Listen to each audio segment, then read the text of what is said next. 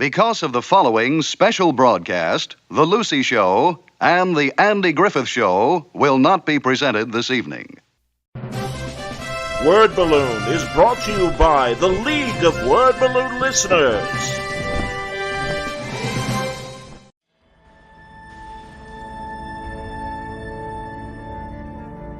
That's, me kind of doing a very light take on the version of Batman I was raised by, which is sort of post Neil Adams take, which he was doing the year I was born. Neil Adams was redefining the character kind of in the cracks and corners of DC when he was first a cover artist on a lot of the Batman books in the late 60s, and then once they gave him sort of the run of the place,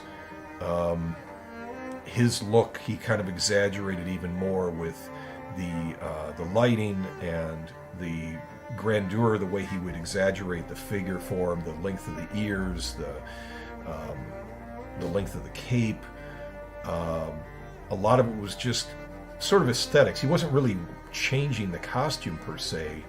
I tried to illustrate what Adams did with a sense of maybe somewhat photo exacting kind of take on it, while also kind of avoiding some of the comic book tropes of the glowing white eyes, which I was always having a problem with as a kid, thinking about like how the mask is pretty much on his face like it's makeup.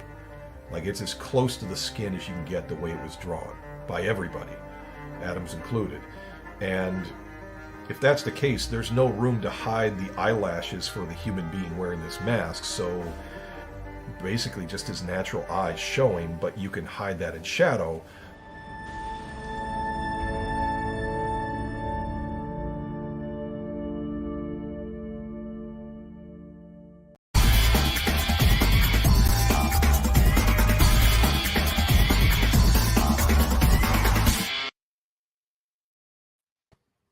Welcome back, everybody.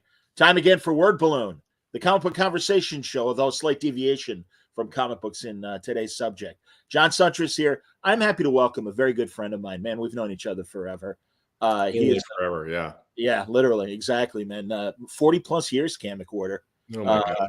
I know, not to age us too bad, but great reporter for the Wall Street Journal, wonderful journalism background, Atlanta Journal-Constitution, Chicago Tribune, Detroit Free Press? News. Detroit News, excuse me. Sorry, competition. Yes, indeed. But currently at the Wall Street Journal, and I always want to stress it's the news side of the Wall Street Journal. It is not the opinion side. I say that. That's true for every newspaper I ever worked for.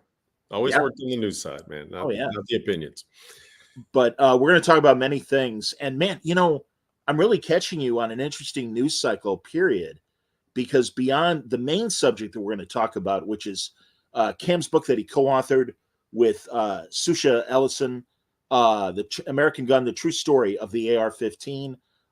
It is not just about, unfortunately, the recent events that involve the AR-15 on a constant basis, but it really is the history of this gun in a very fascinating way. But also, before we get on to that, unfortunately, you had the sad chore of writing an obituary for a groundbreaking First Lady, Rosalind Carter.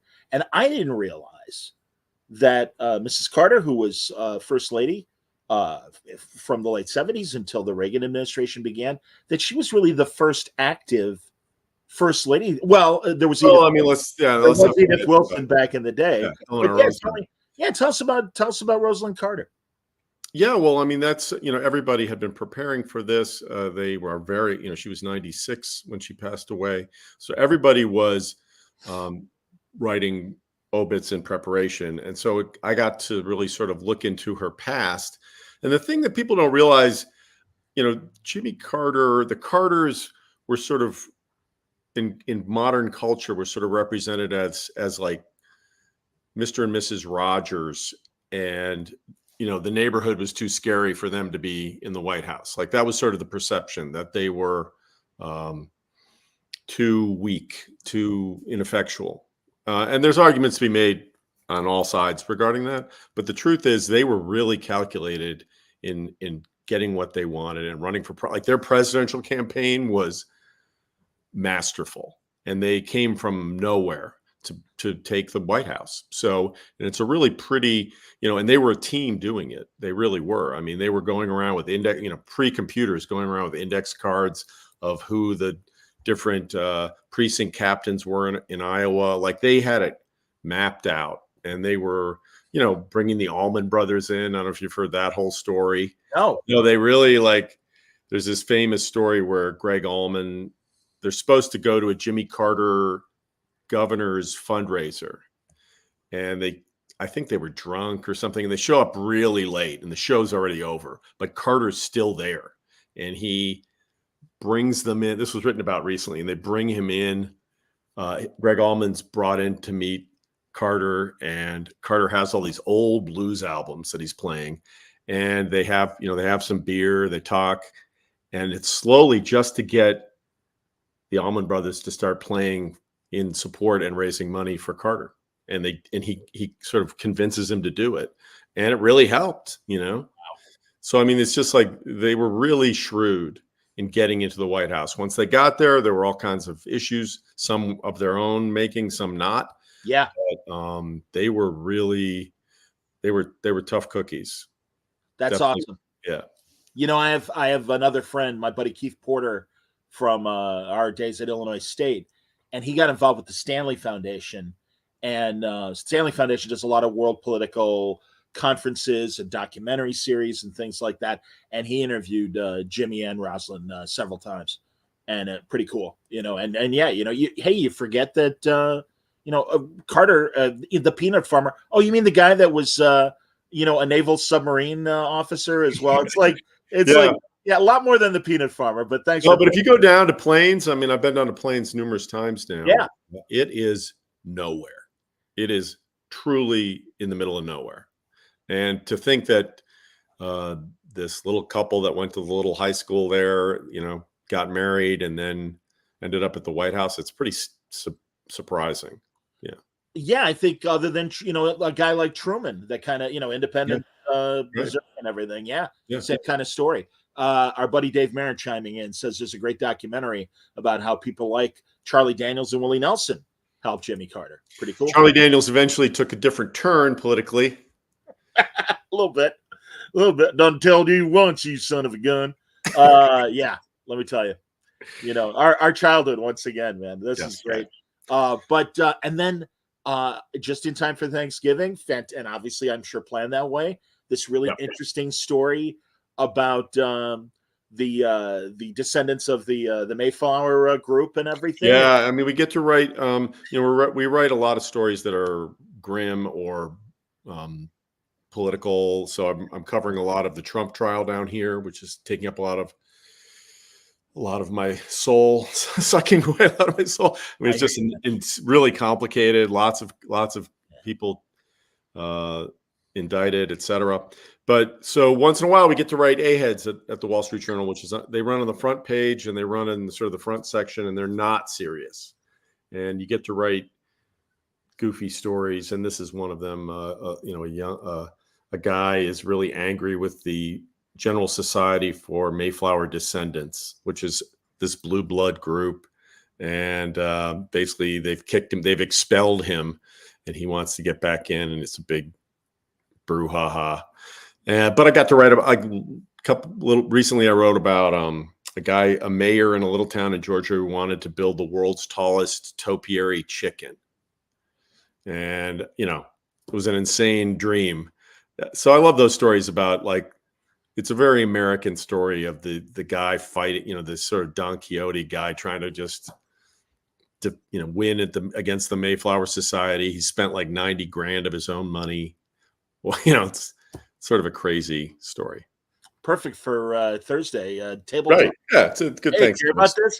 And really, everyone go to Cam's Facebook. He's got a Wall Street Journal link there for the story, and it's again, in contrast to what you do have to cover a lot.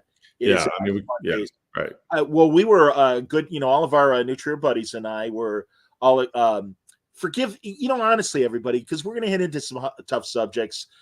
Before we get into the book, I as Cam said, he's been covering the Georgia Trump trial that's happening, and that was crazy to watch when Fonnie Willis read the indictment, and all of us are just independently watching CNN because we're all news junkies. And who's that exhausted guy in the corner? Yeah, no, that was a crazy night. And journalism is Hollywood never really knows how to present journalism because they try to make it more interesting than it is. I mean, you're sitting at a computer a lot. It's not, but you do get to meet. You do have this passport to go talk to anybody about anything. That's the beauty of it, because you get to meet all kinds of people. I've met lots of interesting people, and you get to see people in horrible situations and try to present that to readers. And but you also get to see people in sort of goofy situations. I mean, it's fun. It's honestly, man, you in Hard News, our buddy Dave Marin, who just commented and stuff, spent a long time in sports. I did my BS in sports and music and stuff in radio, but it's fun. And yes. Well, you're very nice, but let's be honest. Come on, man. As I always say, it's like I got my friends like you and Dave and Pam Ferdinand that all covered really hard news for good newspapers and stuff like that. And it's like, yeah, here's Jimmy Idiot with his puppet show. Imitating Mike Tyson in the 90s and stuff like that on sports radio. But it was fun. Those were awesome. They were awesome imitations. Well, sadly, you guys got the first, generations of my imitations back in the 80s and stuff. So, well, anyway, let's talk about this. Really, this is such an amazing book, and the turns it takes. American Gun, everybody. The true story of the AR-15. Cam co-wrote it again with Susha Ellenson. And as we were saying off the air, Cam, this is like not only covering the recent tragedies with the AR-15, but it really is the story of its creation. And also, as I say in the description on the video, this is a weapon that was made for the military. And it shows the warnings that guys like Eisenhower had about the industrial military complex, and just the way that gun manufacturers have circumvented laws to curtail use of destructive weapons like this. Well, I mean, I think that to me, the story was an important one that we kept running into as we, me and my colleague Zusha and others covered mass shootings.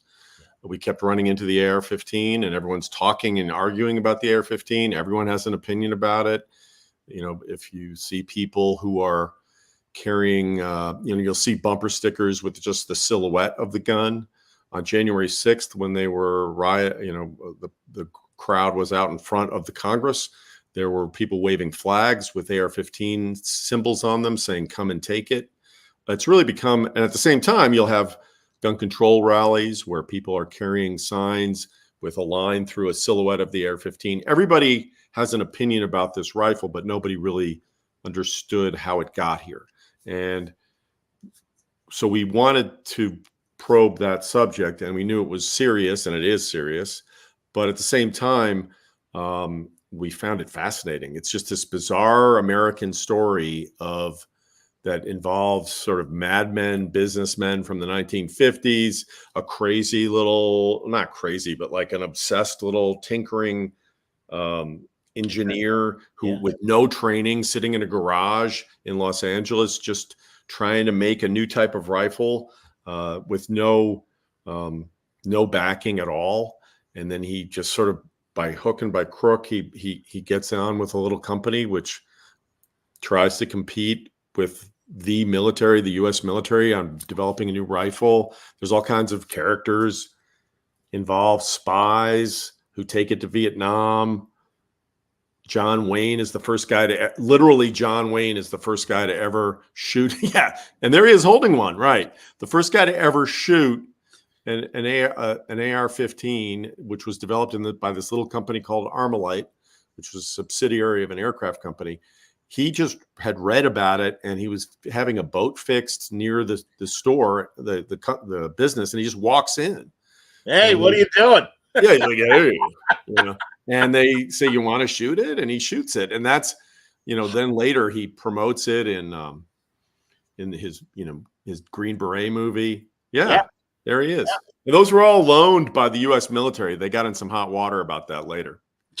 I mean, if you watch, have you seen Green Beret recently? Of course, dude. I'm reasonably certain we were mocking that movie in Yes. the 80s. I mean, it is. High But school. when you watch it again, I mean, the propaganda is pretty loud, and it'll just stop. Like the whole scene, whatever the scene is, will just stop, and then everyone's like, "Well," and then just this spew of propaganda. But the M16, which was the name, the Air-15, once it was adopted by the military, was called the M16.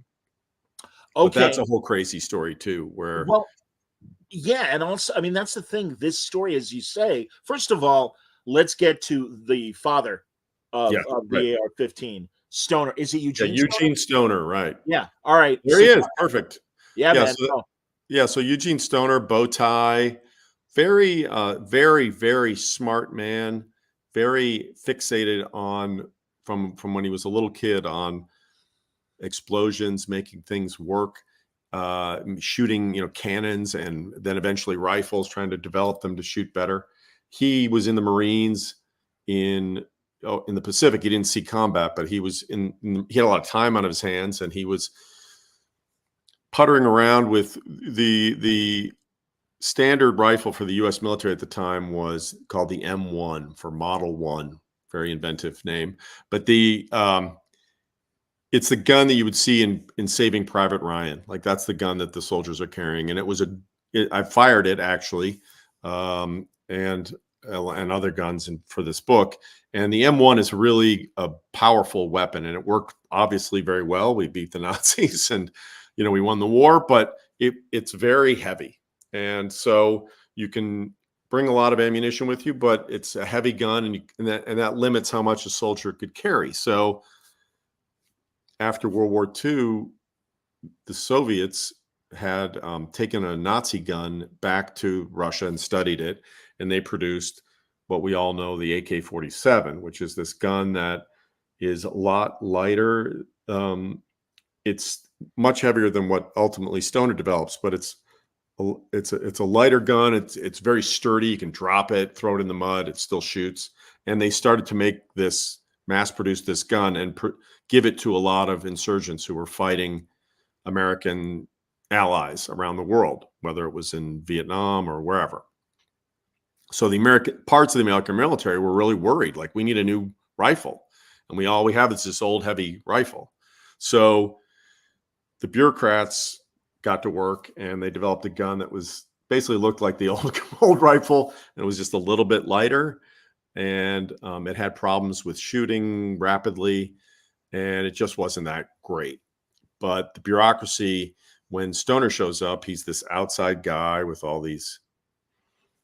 He's not. It wasn't made by the military, so they have this big objection to it, and they start to do all these secret tests to undermine him. They fiddle with his results, and he's constantly being undermined, but the gun still keeps appearing, and it still keeps showing up in these tests, and it does well eventually. And eventually it's adopted, but that's when the Kennedy administration comes in. Understood. And before we get to that, going back to the problems with the M1, as you say, let me talk about that. Yeah. Well, if I may, real fast, to set you up, there were two schools of thought. Do we want a gun that is a better aiming gun, or do we want a gun that is a lighter gun but also will do more damage? And am I right? Was that kind of part of what was coming out of these studies from World War II, some battles in World War II in the Pacific and also in Korea, was that this gun, that this notion that people fight like John Wayne, this notion that the military often has, that you got to be an expert marksman and you stand up on the, what do we have? We have him, the Searchers. We have, the Searchers. We reference that in the book. So the Searchers, if you ever watch that movie, he's literally standing up there just shooting Native Americans left and right, no fear that a bullet would ever hit him, and taking his time, and he knocks all the guys off their horses and stuff. And that was, that ethos was very powerful within the military at the time. You got to have expert marksmen, and they take their time. So if you have a big, heavy gun, that's good. But the truth is, when they did these studies in Papua New Guinea and then later in Korea, that's not how people fight, because guess what? Soldiers are terrified that someone's trying to kill them. So generally, soldiers and Marines would fight sort of firing a lot of lead in the direction of where they thought the enemy was. It's not really they're fighting because and they're afraid. And a lot of times they weren't even shooting, because they didn't want to draw fire or whatever. So this notion was, let's get a gun where they can carry a lot of ammunition into the field and just fire in the direction. And whether they're focused on a particular target or not is less important than just making sure they have a lot of ammo. So Stoner had been working, when he came back from World War II, he worked in the aircraft industry, and he was working with aluminum, fiberglass, all these new materials that were becoming incredibly popular to make aircraft.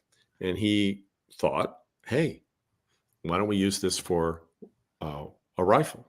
We can use a lot of the parts in a rifle. You still need some steel, but what if we could replace a lot of this stuff with lighter materials? And if I design it differently, and he designed it in a way so that the way it was fired, it would not cause much kickback in your shoulder, unlike the M1. And that was another benefit. And then he also designed it, I won't go into great detail, but he designed it so that it needed less parts. And again, and making it even lighter, right? So it was like super light weapon that made it really, but you're firing, and then almost as importantly, the U.S. military, this particular general, I mentioned that all these guys were sort of trying to undermine him the whole time. One general wants his rifle, but he wants a smaller caliber gun, that's a bullet that's fired at higher velocity. So he shows up at Stoner's office and says, hey, make me a smaller gun. It's kind of on the sly. And then I'll take it to my command center in Georgia and we'll develop it.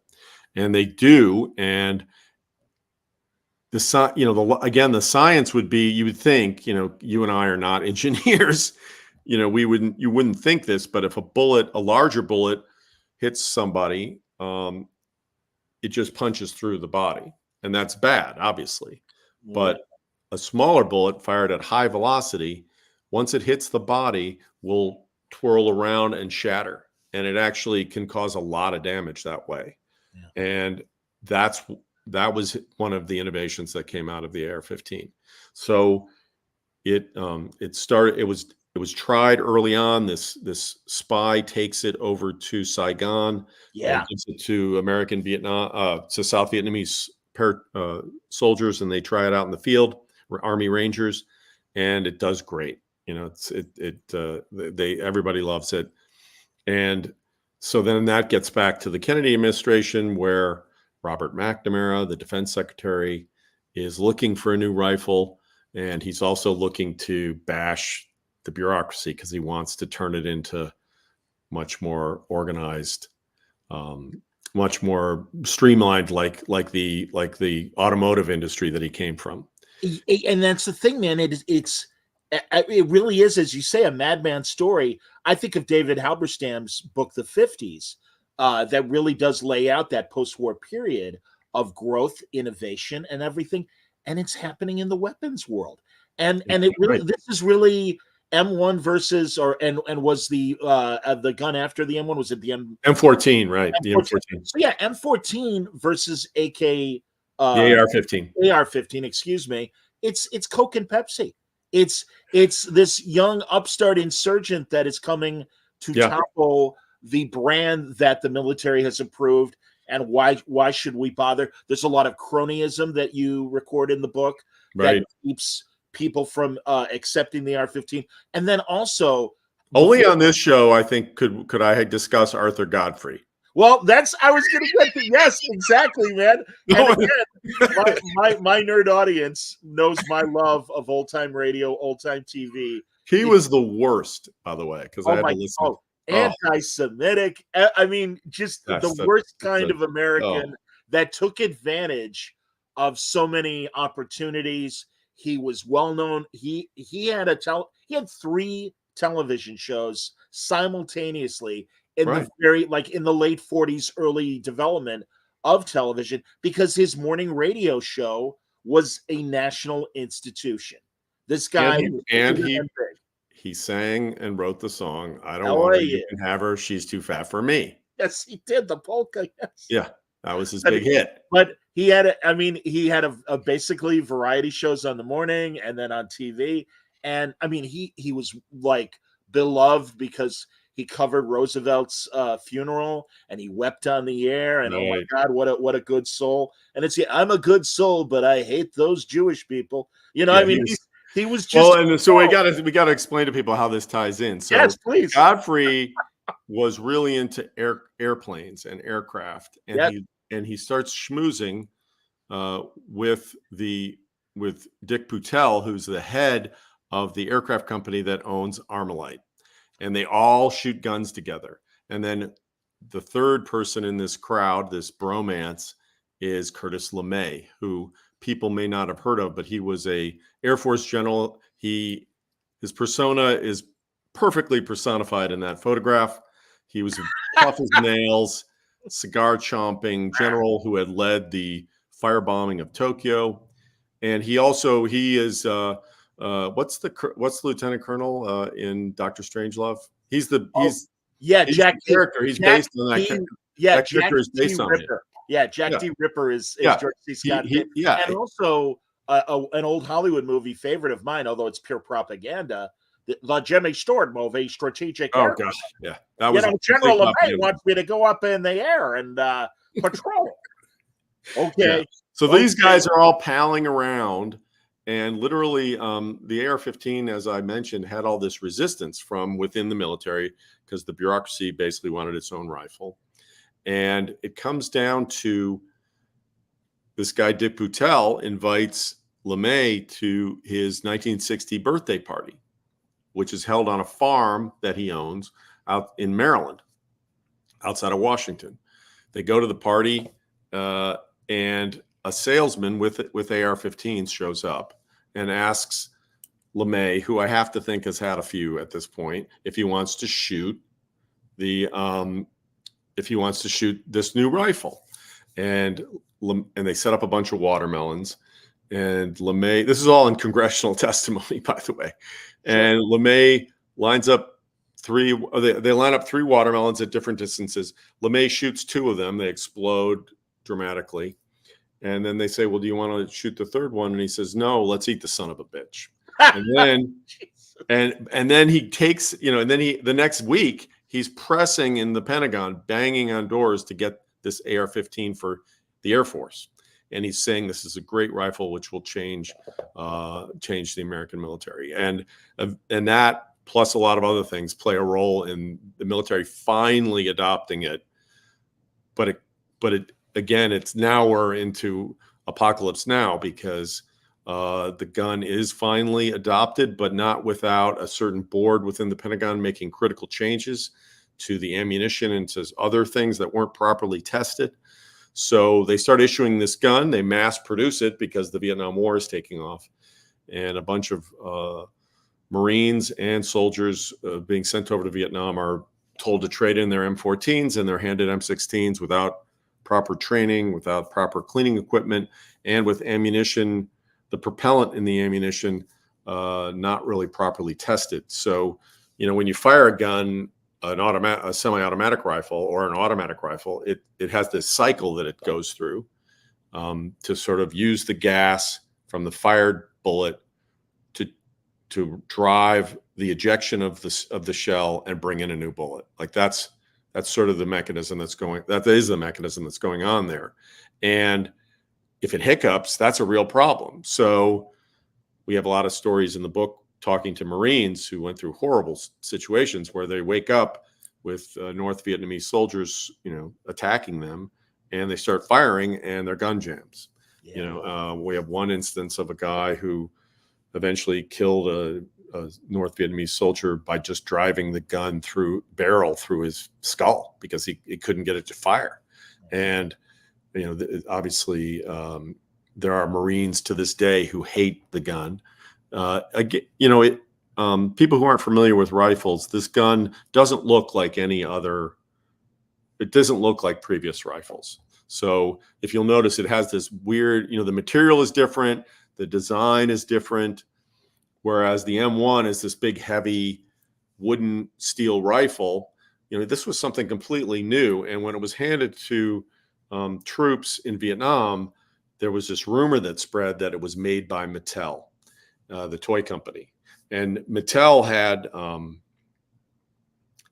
did make a toy M16. They renamed the AR-15 the M16. Okay. And it can fire semi-automatic, which means every time you pull the trigger, a bullet flies out, a round is fired. Or you can fire automatic if you flip a switch, and then that's if you hold down the trigger, all the bullets in the magazine would fire out. Wow. So it becomes effectively a machine gun. They did make a toy version of that. And so that was being advertised in the United States. So guys got it in their heads that the gun was made by Mattel. And some people still think that. And there's, Marines to this day that hate that rifle because they felt it failed them. And they're angry at their government because they were sent into combat with a gun that didn't work. Man, you mentioned earlier you had the opportunity to fire an M1 and an AR-15. I've got to ask because how many opportunities do you have to talk to people like this? What did it feel like? I mean, you're not a gun person per se, but you knew you had to do this for the book. I've become I certainly know a lot more about guns than I ever thought I would. And that's a long discussion, but I mean, it's not. I think there's this notion that everybody who owns guns in this country is a crazy. Like that, some people think that's just crazy, and that's just not true. There's a lot of. So hear you. Yeah, there's a lot of people who own guns in this country that don't want to hurt anybody, and whatever the reasons are that they own guns is their own personal reason. But the problem is there's so many AR-15s in particular in this country that sometimes if it gets into the wrong hands or if it's advertised for people if there are people who are disturbed, who are drawn to the advertising of this sort of macho gun, this military style gun, then the results are horrible, as we all know. So, but anyways, the gun is very easy to shoot. And I can't really convey that enough. I mean, it is the kid who opened fire in Uvalde had never fired a gun before that day. Wow. Any gun. Wow. So this is the thing, the design, this is the unintended consequences of what we're talking about here. This guy is sitting in his garage in the 1950s with a bow tie, trying to help the country that he loved, right? Yeah.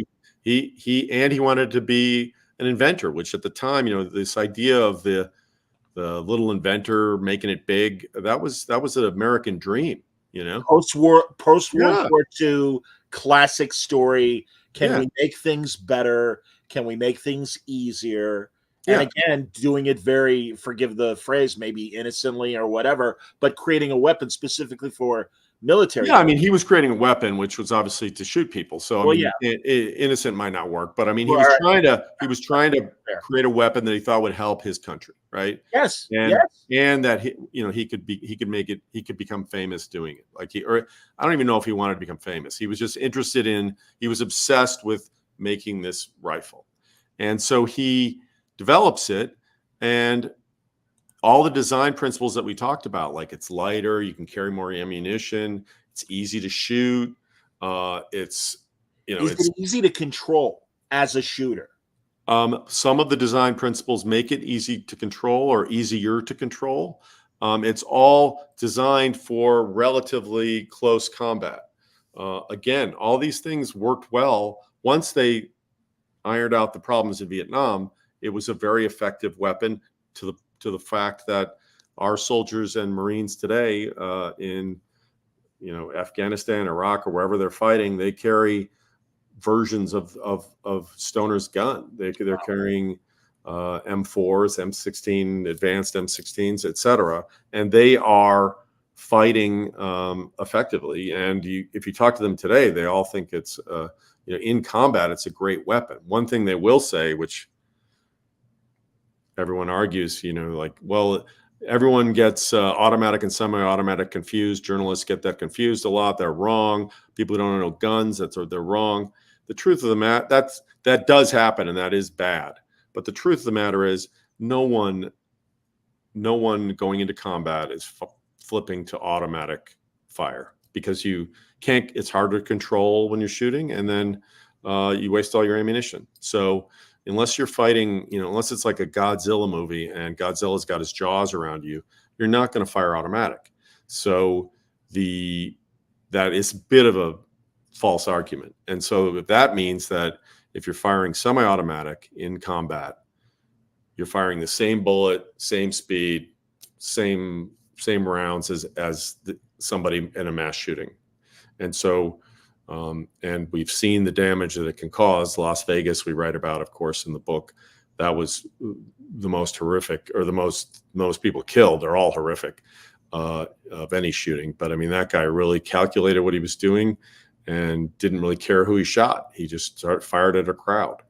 And because of the design principles that Stoner created to help our soldiers, it's a perfect weapon for a mass shooter. And so, yeah, so that's what I mean. We haven't really even touched on the politics of the whole thing, but I mean, we're getting to it. Yeah, this whole thing has brought us to a place that nobody really expected to be. Certainly, Eugene Stoner didn't expect this to ever be a situation. So it's now, that's why we wrote the book, was how did, because we do live in a world where technology is always coming at us. And there's always unintended consequences, right? Yeah, and this is a classic example of that. It's a classic American story of, companies wanting to make a buck, soldiers trying to develop weapons to, fight communists, all these things leading to a situation where, the situation in Highland Park at a 4th of July parade. That's the last thing. Yeah, Eugene Stoner never would have wanted. Yeah, the area that we grew up in, absolutely. Yeah. No, it's and also, all right, before we get to modern day, because people might assume that gun control really only started in the 90s. God, I'm really glad, and unfortunately ironic timing, you mentioned Dianne Feinstein and her efforts in the 90s with the gun laws. But even before that, because of the fallout from the John F. Kennedy assassination, which sadly we're coming up on the 60th anniversary. Yep. Getting Oswald got his rifle through mail order, and there were efforts even in the 60s during the Johnson administration to create stricter gun laws. But even back then, there was pushback on the other side. The attempts to make responsible gun laws were kind of drawn back by lobbyists and the like. Again, sure. Yeah. Please talk. Yeah, about but that. But one of the interesting things we found is that, because this, so when Colt was the first manufacturer of what became the M16, this AR-15 rifle, and it's called the AR-15. That stands for Armalite, and it was their 15th weapon. Okay. This isn't like Armalite is the small weapons company. Yeah, the small weapons manufacturer. And then when the Army adopted it, they called it the M16. Yes. So, Stoner worked for Armalite, or eventually. Right. And so it has all these it has these problems in Vietnam, but almost immediately as they're mass producing this gun for the military, they have some downtime. The Colt has some downtime on its machines, and so they decide they'll make a civilian version of the gun. It'll only carry 5-round magazine. It'll be only semi-automatic, but let's see if there's anybody in the market who wants it. And the answer was not really. It never sold well. Nobody really adopted it. All those discussions about gun control after John F. Kennedy and Martin Luther King and Robert Kennedy are assassinated, those debates are long and heated and drawn out, but nobody's talking about the AR-15 because nobody really is buying it. We did find examples of a few extremist groups getting a hold of it, and some examples and that's who's originally drawn to it, because it's a military weapon. And so we had the Black Panthers talk about it a little bit, although they never really get their hands on any of them. There's some real right-wing groups that get it. And then eventually the AIM guys, the American Indian Movement, the 2 FBI agents who are killed with an AR-15. And then there's, so it's extremists, and the gun's just not selling well. It's not part of the debate about gun control in this country. That changes in the 90s. So the gun is sort of, there are people producing it. After 1977, it falls out of patent. So some small companies start to make it and market it. It's really cheap to make. Another thing that Stoner developed is it's not expensive and it's easy to put together. So because it's made of mostly plastic and fiberglass and aluminum, it's pretty easy to make it. You don't need an expert manufacturer like a guy who's good at, a classic woodworking, you just stick it together. They call it Legos for adults. It's not really, it's pretty easy to put together. So the gun, they start to make money on the gun, but again, it's not super popular. It's like Soldier of Fortune magazine when we were in the kids in the 80s. Like those are the kind of people who are buying AR-15s, and it just wasn't that popular. Then you start to have some mass shootings that in 1989, there's a shooting in Stockton at a school that doesn't involve an AR-15, but it involved an AK-47 type rifle. But George Bush, the first George Bush, comes in and bans the gun from import and starts to take steps regarding that. The NRA balks at those measures. They claim, and there's some evidence to show that that's why Clinton comes into office, because they don't back Bush in 92, and he goes down. And here comes Clinton. And Clinton starts talking about an assault weapons ban. Joe Biden played a big role in the assault weapons ban. Dianne Feinstein, as you said. And what comes out of the assault weapons ban is eventually passed in 94. And it's really, as we discuss in the book, it's very poorly worded and focuses a lot on the cosmetic appearance, the appearance of the rifle, as opposed to its function. And the gun manufacturers are terrified that this ban is coming in. Sales spike because all these gun owners think that pretty soon they won't be able to buy them anymore. Sure. And then the ban comes into effect, and the gun makers decide to make a few changes to the gun and send it to the ATF. And pretty soon the ATF's like, yeah, okay, you're meeting the letter of the law, and they're back in business. Wow. So you've created a gun that you can buy, but you're being told that it's banned. So sales climb throughout this supposed ban. And the AR-15, as we document in the book, there were people who were told they couldn't have the AR-15. And their answer was, damn it, I can get whatever, I can own this gun, and I'm going to go get it. And so it turns this gun into this political object. And then by the time, after 9/11, early on, as I said, veterans hated the gun. A lot of gun owners hated, traditional gun owners, guys who went hunting, they hated the gun. So we have examples of these executives of these small companies going to the NRA convention, and guys are walking by giving them a finger and yelling at them. Wow. Why are you here? Get out of here.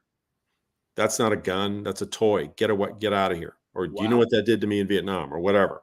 And so they had to overcome they were the bad boys. They were the outsiders. But again, as I said, the gun's really profitable and easy to make. And the margins were great. And the gun industry, a lot of people think it's this huge, like big pharma or something. It's monolithic. Yeah. It's really up and down, boom and bust, small companies coming in and out. It's not this monolith. And so here's a way to make serious money. And here comes 9/11. So suddenly we're all seeing soldiers carrying M16s at our railroad stations, at our airports. They're going over to Iraq. They're going to Afghanistan. They're fighting for us. They're standing at the Twin Towers. So the gun's image is rehabilitated. The same time the ban, and then the Republican Congress lets the ban sunset. Right. Yeah. In the early 2000s, Right. The law that they created in '94 sunsets, and then the anti-gun movement obviously tries very hard within Congress to reestablish it. And sorry, not going to happen. Yeah. And they've really lost a lot of energy at that point.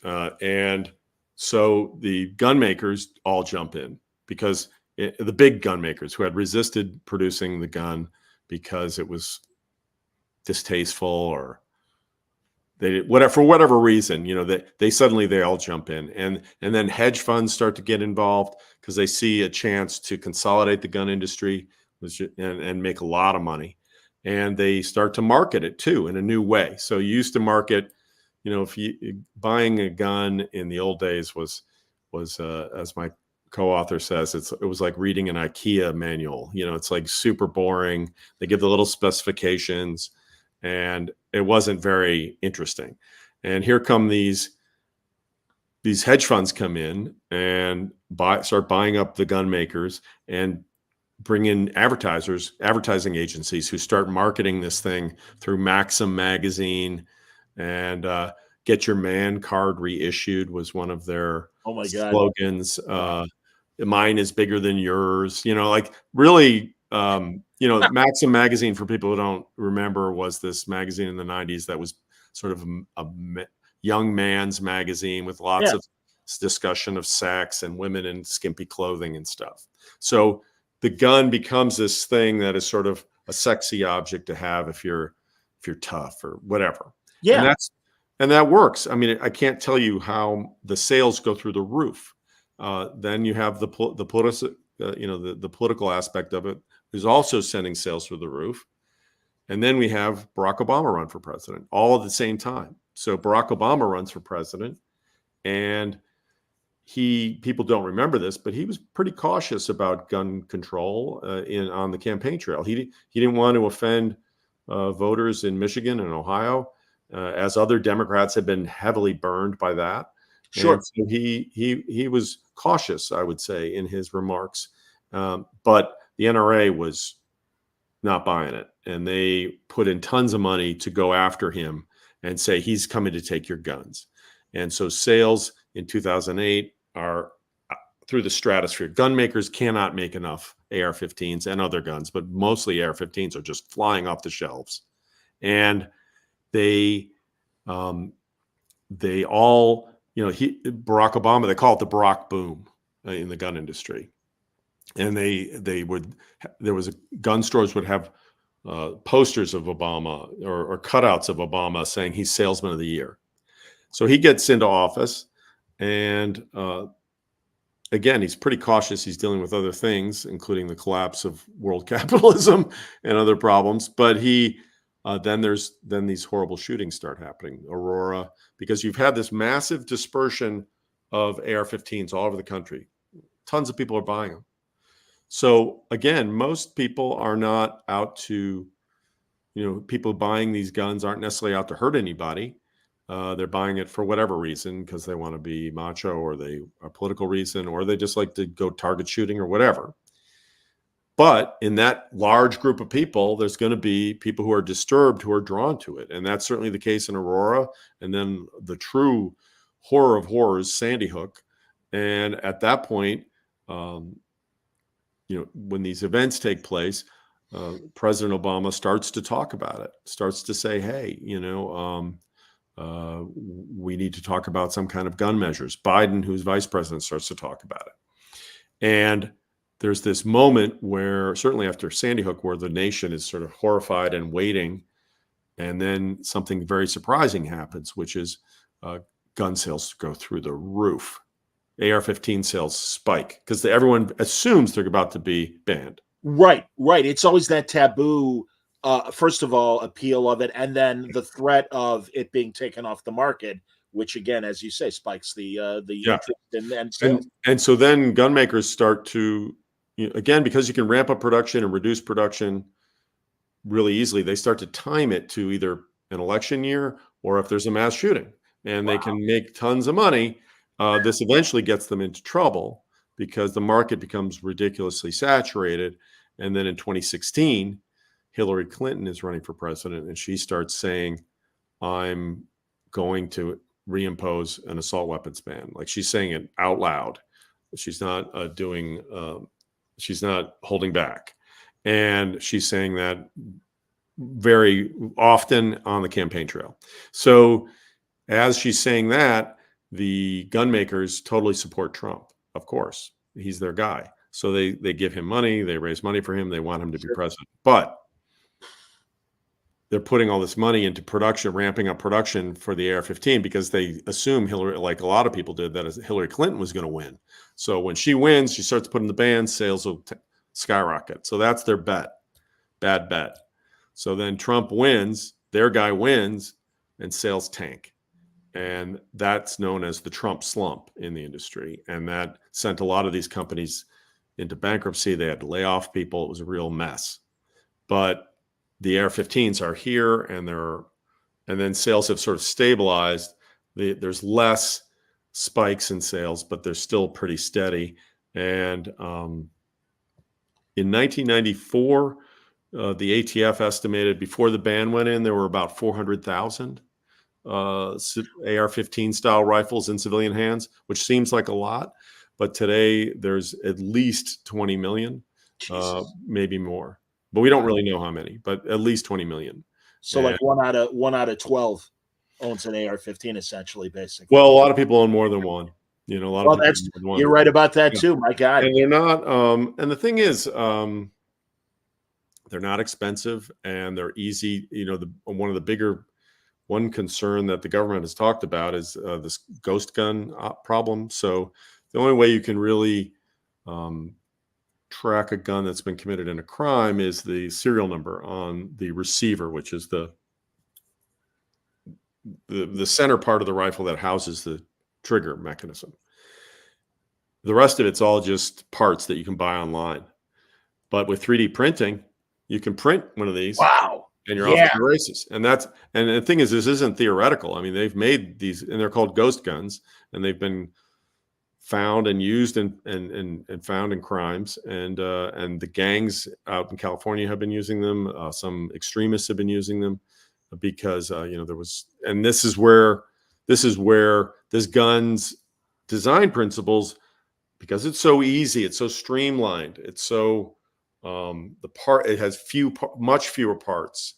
That it's a great design for what it was designed to do, but it also makes it super easy for people to build it, replicate it, and shoot it. And this is where we are now, where the again, like I was saying, technology is always pulling us as a society forward. Everybody's worried about AI now. Look what these cell phone things have done to us. In so many ways they've helped us, but in so many ways we're it's not great. So, but that's always happening, but it's also like whatever we think about a cell phone, there's never going to be a day where it's like, what? Let's get rid of all of our cell phones. Right. And the AR-15, whether people hate them or not, they're here. And they're here in millions, by the millions, and the technology is here. And so the question then becomes, what the real goal is to keep these guns out of the hands of people who want to hurt other people. That's the key.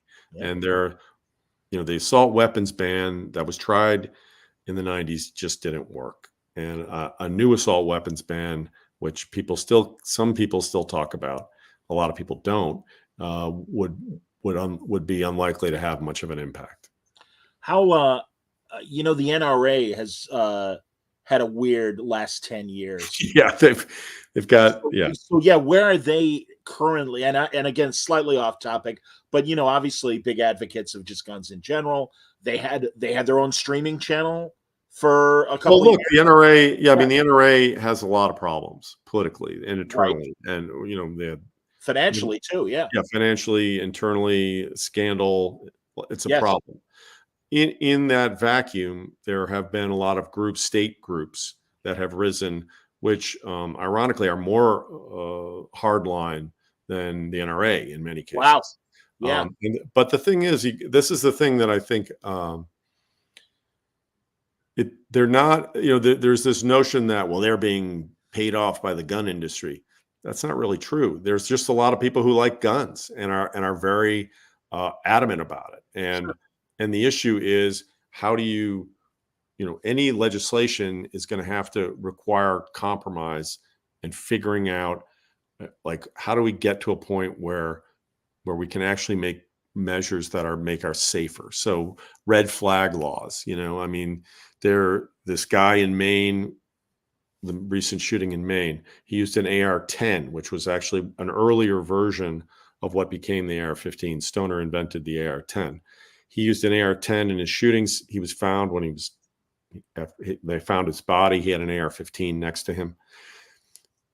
He was telegraphing what he was going to do, right? I mean, it was very obvious what he was going to do, and he was warning people. And a red flag law, if it is used properly, is a law, and there's various versions of this law. But basically, somebody starts saying stuff that's worrisome. If you're a family member or you're a police officer or you're a doctor, you can alert the court, and they can come and take your guns for a period of time while you're assessed.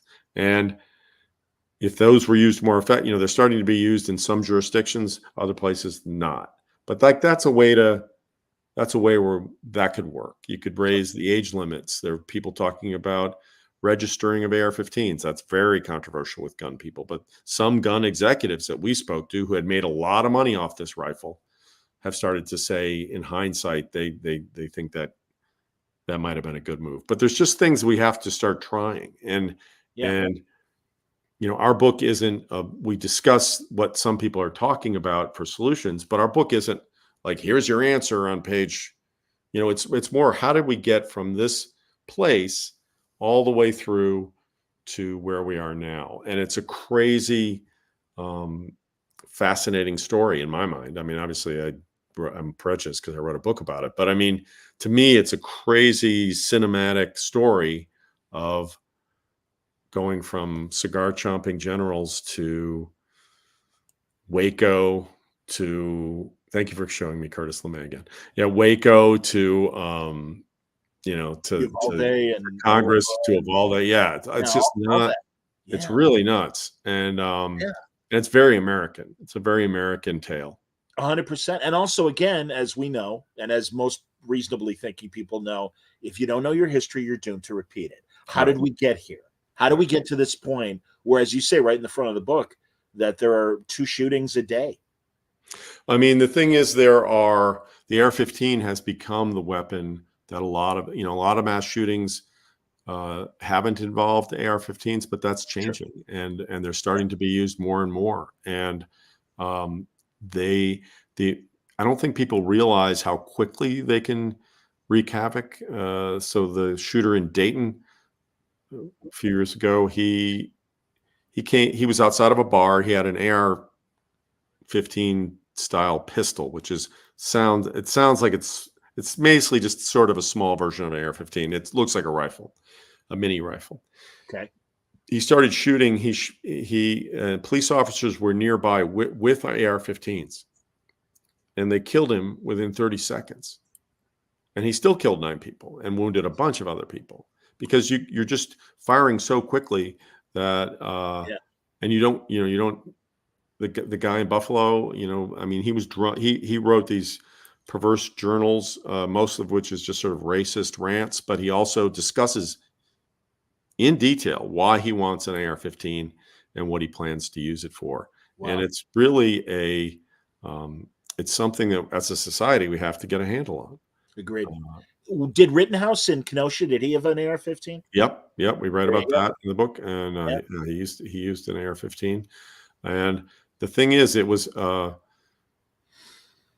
mean, he bought that rifle because he wasn't allowed. His friend wasn't allowed, I think, to get a handgun, which is bizarre, right? Yeah, but you can't get an AR-15, right? But I mean, we're starting. The data is still coming in, but I mean, they're starting to see more of the shells of an AR-15 showing up at major crime scene shootings with gangs. It's a gun that people are, and we write about in the book. Some gangs had embraced it early on. It's a gun that really can wreak a lot of havoc. And but again, it's also, and it all came from this nerd in a garage, really working to make the world a better place in his mind. I mean, Sure. Admittedly, it was for war, but I mean, with the idea that we're fighting the communists and we need a gun that can do that. Yeah, man. No, it was the Cold War, and again, people were still dying, and communism was on the rise. It was a legitimate international threat. The Marshall Plan, it was up against the Marshall Plan of rebuilding Europe, and then you had the counter argument of the communists and what they were doing with the AK-47s and everything. No, it's a necessary story. I think, as you say, it is a surprising story in terms of the twists and turns that got us to where we are today. And I agree with you, man. I don't know what streamer would have the balls to make a mini-series history of this, but I think it's fodder for real. I mean, it's a story. Yeah, I mean, there's no more American story than I mean, it's America from the last. It's, you know what? I said this to the New York Times. It's the Zelig of guns. It's like for the last 60 years, the thing just appears everywhere. When Kennedy's shot and assassinated in Dallas, the agent behind him takes out his AR-15 because the service had been issued AR-15s, and there's a conspiracy theory that's wrong, that he accidentally fired the gun and that was the kill shot for Kennedy. I mean, that's totally wrong. I hear you. But like the gun was there. The gun was there with the Black Panthers, drawing in their drawings of their propaganda newsletters. It's with the American Indian movement. It's with, it's at Waco. It's everywhere. It's just always here. And we've gotten to the point where people want to yell about it, but they don't know any of this. They don't know any of this history. I didn't until I read the book, man. And again, it's shocking and I think surprising, as you say, as it popped up throughout history and everything. It's crazy. But again, if we don't, we need to know where we came from to about it. But man, as you say, just the innocence of a 3D printer becoming part of the problem now with ghost guns and everything. That's insane.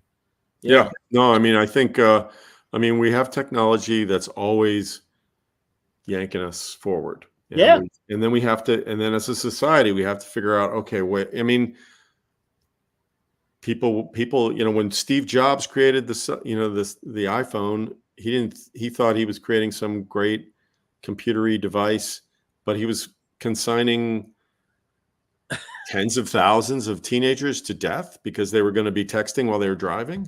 Or, there's always unintended consequences. 100%, man. No, the ills of social media.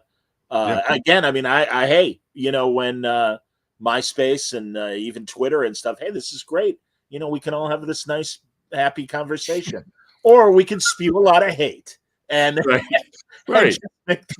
just make the toilet that much shittier. No, it's I know. And again, you have to laugh or you'll cry. So I think the goal of the book is to be entertaining in the sense of just showing how bizarre this story is.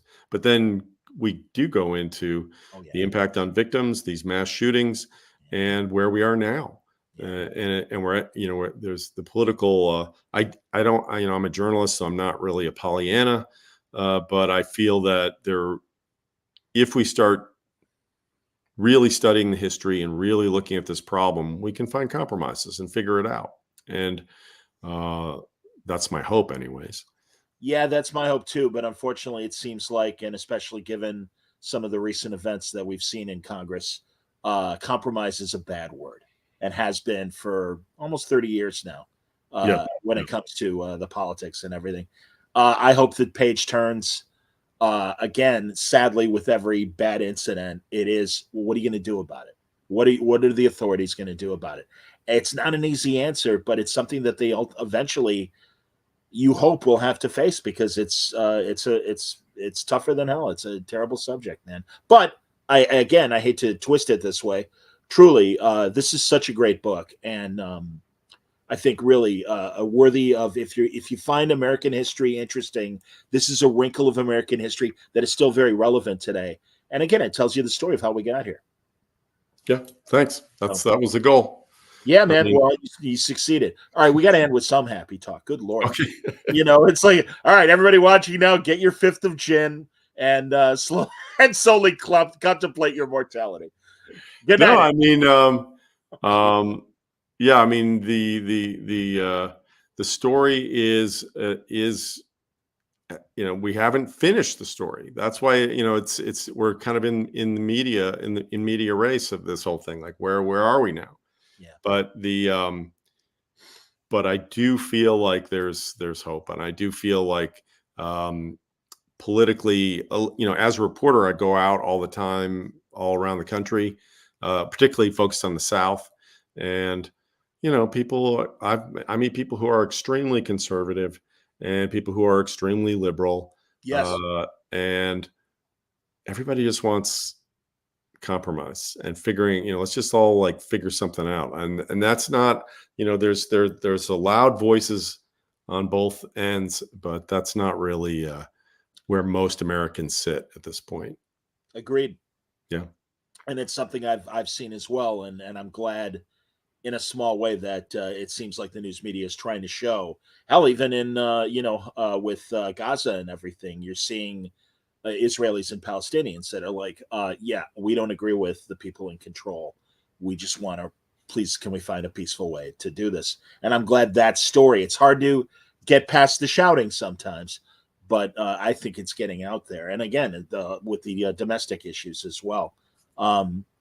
Geez, Cam, congrats on the book. I mean, I really thanks for having me on. Yeah. Well, I mean, I don't think we've been on a broadcast together since high school.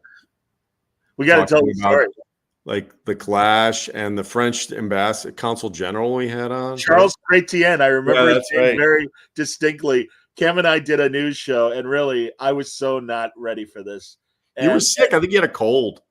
You're being nice. I was a moron. I was so uninformed, but it was great. And the man was incredibly patient with me, but at least you had good questions for him. Oh, you're French. I remember that was the line. Yes. Do you like French bread? But hey, man, kudos to you because you're still in broadcast. Way to go. Hey, you can't shut me up, dude, as you know. And from personal experience. That's to your credit. We had such a crazy eclectic group of friends in high school that all ended up working at the high school radio station. We were lucky to have a high school radio station. Dwayne Burkhardt from my class has been doing these amazing interviews about New Trier alums, and he's been really kind of leaning on the performance arts side. But I'm going to suggest to him that he may want to talk to you. But he's he had Rainn Wilson on, and he had our theater teacher, Mrs. Adams, or Miss Adams, Suzanne Adams. Wow. But a lot of alums that did go on to performing, and he had me on. He hasn't put out the show yet, but no, it was a group. Well, I mean, but let's concede we were the nerd. It was a nerd. Oh yeah. Yeah. But you, to your credit, turned me on to a lot of great progressive and new wave music of the time. And I opened my Hall & Oates favorite band. They're now every time I hear them now they're kind of having a revival, and I always think of you. I'm like, he was ahead of his time, man. He's kind of back now. But I always hey man, I wouldn't have enjoyed Bauhaus and Living on the Ceiling and some of those other great Echo and the Bunnymen back in the early days. And come on, man, of course the Clash, But it was it was a million years ago, but it was a great start, and we dealt with news, we dealt with music. It was fun. Yeah. No, I think in a lot of ways those were our formative years that led us to the careers that we all had. And it's, again, I'm that's proud what I can blame. Yeah, no, I'm proud of you. I'm proud of Pam and what she did, and Dave Marin as well, and our other friends that found other ways to excel in their professional lives, like our buddy Laura Michaels and our buddy Tim Monroe. Yeah. Our buddy Gary Price, of course, researcher extraordinaire. You know, You should have him on. Honestly, he's like, when are we going to do something? Like, hell yeah, man. You can find anything. Marin's can find anything. 1981. Absolutely, David. That's funny. Yeah. Well, honestly, Cam, I sometimes I feel for you for the tough subjects you have to cover, but by the same token, I am so happy that in this world of journalism collapsing upon himself and consolidating, that the powers that be still think you've got something to say. Still in the ring, man. I don't know how. But no, I mean, I love being a journalist. I don't know that I could do anything else at this point. I mean, I love it. And it's fun. It's fascinating. It's fun. At the times that are hard, you know you're doing something important. So I love it. I so hear you, man. In my time, even though it was sports, 20 years in Chicago sports radio and stuff, it was like, you get that. I don't even know, like, there's a jolt of energy when you're covering something big. And, so no, I get it. Believe me, I get it. Even in sports rather than hard news like you guys do. Yeah. So, but congratulations. Great talking to you. Absolutely. Once again, everybody, I want to point the book out. It's available now at Amazon, Barnes & Noble, hopefully your local booksellers as well. American Gun, The True Story of the AR-15 by Susha Ellenson and our buddy Cam McWhirter. It's, yeah, man. Listen, please, let's come on and do something fun as far as a topic sometime. Because truly, sure. And talk about the Mayflower Society next time. Exactly. A little more detail on that. Absolutely. Everybody, thanks a lot for watching. I know this was a kind of a tougher subject, but I really respect Cam as a journalist, and also it's an incredible book, and I think worthy of your attention. So please consider it.